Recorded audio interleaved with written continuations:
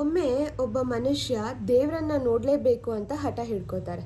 ಹಾಗಾಗಿ ಆ ಊರಲ್ಲಿದ್ದ ಮುನಿ ಹೇಳ್ತಾರೆ, ದೂರದಲ್ಲಿ ಕಾಣ್ತಿರುವಂಥ ಬೆಟ್ಟನ ಹತ್ತಿ 2 ವರ್ಷಗಳ ಕಾಲ ಸಮಯನ ಕಳೆದ್ರೆ 2 ವರ್ಷ ಮುಗಿಯೋ ಅಷ್ಟೊತ್ತಿಗೆ ದೇವ್ರು ಪ್ರತ್ಯಕ್ಷನಾಗ್ತಾನೆ. ಪ್ರತ್ಯಕ್ಷನಾಗಿ ನೀನು ಕೇಳಿದ ಎಲ್ಲ ವರಗಳನ್ನು ಅವರು ಪೂರೈಸ್ತಾರೆ ಅಂತ ಹೇಳ್ತಾರೆ.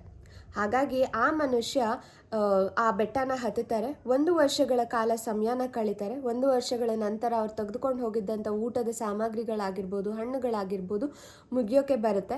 ಆ ಮುನಿ ಹತ್ರ ಅವರು ಹೋಗಿ ಹೇಳ್ತಾರೆ, ನೋಡಿ ನಾನು 1 ವರ್ಷ ಇಲ್ಲಿ ಸಮಯ ಕಳೆದಿದ್ದೀನಿ. ಬರೋ 1 ವರ್ಷನ ನಾನು ಕಳೀಲಿಕ್ಕೆ ಬೇಕಾಗಿರುವಂಥ ಊಟದ ಸಾಮಗ್ರಿಗಳಾಗಿರಲಿ, ಹಣ್ಣುಗಳಾಗಿರಲಿ ನನಗೆ ದೇವ್ರು ಕಲ್ಪಿಸ್ಕೊಡ್ಲಿಲ್ಲ ಅಥವಾ ನನಗೆ ಕಳಿಸ್ಕೊಡ್ಲಿಲ್ಲ ದೇವರು ಅಂತ ಹೇಳ್ತಾನೆ. ಹಾಗಾಗಿ ಆ ಮುನಿ ಹೇಳ್ತಾರೆ, ನಿನಗೆ ಅವಕಾಶಗಳಿದ್ವು. ಅಂದರೆ ನೀನು 1 ವರ್ಷಗಳ ಕಾಲ ಆ ಬೆಟ್ಟದಲ್ಲಿ ಸಮಯ ಕಳೆದಾಗ ನೀನು ಅಲ್ಲಿ ನಿನಗೆ ಬೇಕಾಗಿರುವಂಥ ಊಟದ ಸಾಮಗ್ರಿಗಳನ್ನು ಬೆಳಿಬಹುದಿತ್ತು, ಹಣ್ಣುಗಳನ್ನು ಬೆಳಿಬಹುದಿತ್ತು, ತರಕಾರಿಗಳನ್ನು ಬೆಳಿಬಹುದಿತ್ತು. ಆದರೆ ನೀನು ಆ ಅವಕಾಶನ ಉಪಯೋಗಿಸ್ಕೊಳ್ಳಿಲ್ಲ.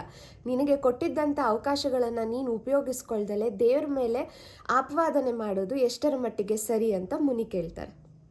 ಇಲ್ಲಿ ಅರ್ಥ ಮಾಡ್ಕೋಬೇಕಾಗಿರೋದು, ನಮ್ಮ ಜೀವನದಲ್ಲಿ ದೇವರು ನಮಗೆ ಕೊಟ್ಟಿರುವಂಥ ಸಾಕಷ್ಟು ಅವಕಾಶಗಳನ್ನು ನಾವು ಅದನ್ನು ಉಪಯೋಗಿಸ್ಕೊಳ್ದಲೆ ದೇವರ ಮೇಲೆ ಹೊರೆ ಹಾಕೋದು ಅಥವಾ ಅಪವಾದ ಹಾಕೋದು ಎಷ್ಟರ ಮಟ್ಟಿಗೆ ಸರಿ.